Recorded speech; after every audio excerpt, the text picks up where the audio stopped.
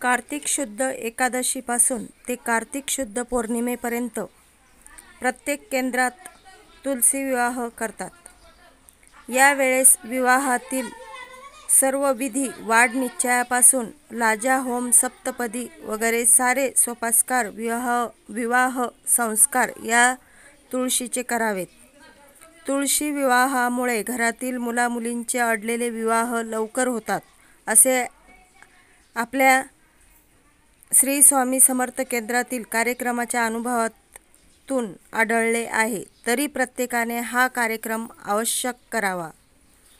तुळस ही बहुगुणी अत्यंत प्रभावी औषधी वनस्पती आहे. म्हणून तिचे नाते पितरांशी, देवांशी, मानवाशी जोडून आहे. तुळस भगवान विष्णूंना अत्यंत प्रिय आहे. म्हणून पूजेच्या वेळेला भगवान विष्णूंच्या चरणावर वाहिलेली तुळस नैवेद्यावर ठेवणे म्हणजे देवांना तो नैवेद्य समर्पण करणे.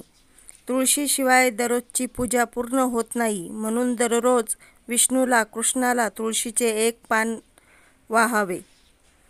तुळशीला प्रदक्षिणा घातल्यास स्त्रियांच्या विवाह मनोकामना पूर्ण होतात. मृत व्यक्तींच्या मुखात गंगा जलाप्रमाणे तुळशीचे पान ठेवण्यात येते.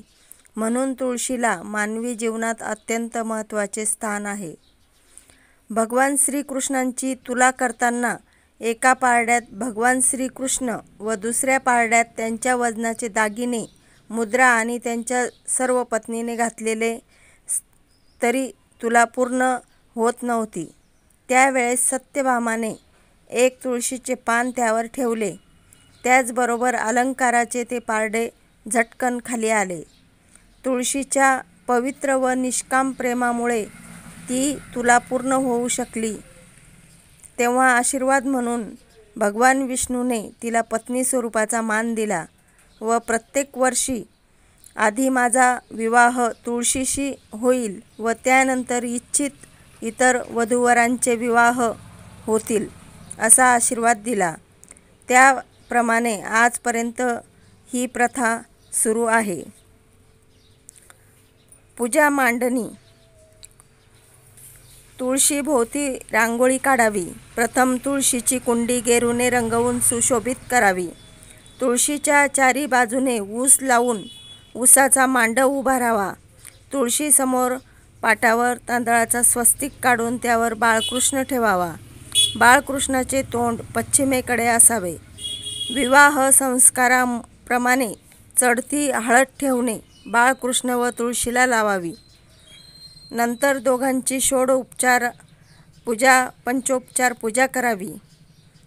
पुरुष सूक्त अभिषेक करावा. मंगल अष्टके म्हणण्याआधी पुण्य हवन वाचन विधी करावा. त्यानंतर दोघांमध्ये अंतरपाठ धरावा.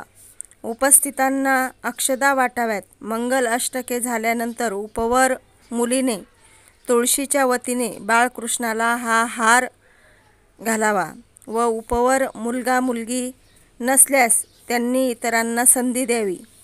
अन्यथा घरातील पती पत्नीने केले तरी चालेल. नंतर पुढचा हा विधी करावा. त्यानंतर बाळकृष्णाच्या वतीने तुळशीला मणी, मंगळसूत्रे, ओटीचे सामान, इतर सामान उपवर मुलगा वाहील.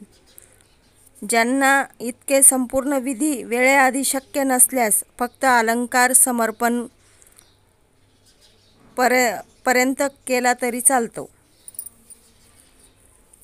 साहित्य: 4 ऊस, बोरे, चिंचा, नागविलीचे पाने, सुपारी, खारीक, बदाम, तुळशीची कुंडी, फुले, बाळकृष्णाची मूर्ती, हळद, कुंकू, पळी, तामण, फुलपात्र, अंतरपाटासाठी कपडा, हळकुंड, फराळाचे साहित्य, अष्टगंध, गहू, तांदूळ, अक्षतासाठी रंगीत केलेले तांदूळ, जानवे, जोडवे, लाह्या, तूप इत्यादी. तुळशीसाठी सौभाग्य अलंकार: मणी, मंगळसूत्र, जोडवे, हिरव्या बांगड्या, करंडा, फणी, नवीन वस्त्राचा तुकडा, दोघांनाही हार, घंटा, सप्तपदीसाठी हवन सामुग्री, समिधा इत्यादी. याविषयी एक कथा सांगितली आहे ती बघा.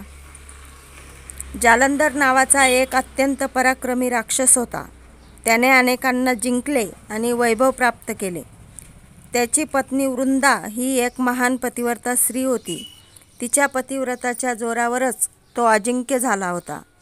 जालंधराच्या युद्धात पराभव करावा यासाठी विष्णूने एक कपट कारस्थान रचले.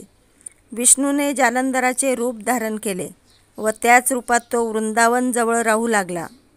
वृंदेचे पतिव्रत्य भंग झाले, त्यामुळे जालंधर लढाईच्या मैदानावर मारला गेला. हे सर्व वृंदेच्या लक्षात आले. तिने विष्णूला शाप दिला आणि स्वतः सती गेली. तिने अग्निकाष्ठ्य भक्षण केली. तिच्या मृत्यूच्या ठिकाणी एक वनस्पती उगवली, ती तुळस. त्यामुळेच विष्णूला तुळस ही प्रिय आहे असे म्हणतात.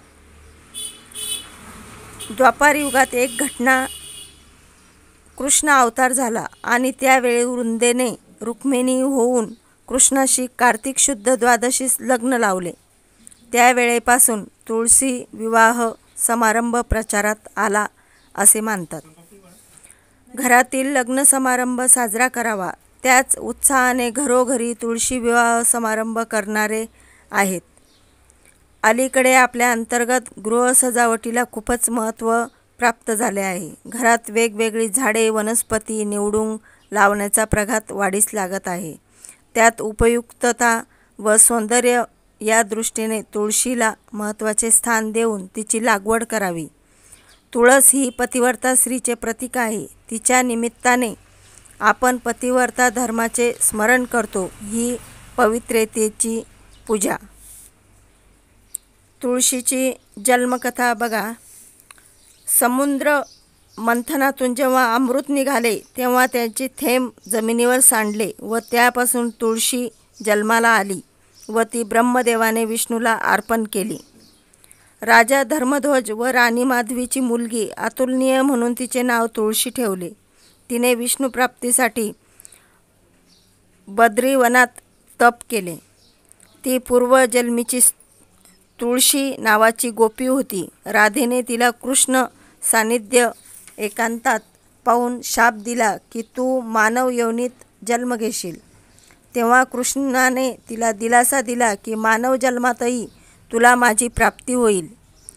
तुळशीच्या तपाने ब्रह्मदेव प्रसन्न होऊन म्हणाले, शंखचूड नावाचा दैत्य पूर्वी गोप होता. त्याचे तुझ्यावर प्रेम होते. तू या जन्मी ते पूर्ण कर, मग पुढील जन्मी तुला विष्णूची प्राप्ती होईल. तिने शंखचूडाशी लग्न केले. या दैत्याचा पराभव तुळशीच्या पतिव्रतामुळे देवांना करता येईना.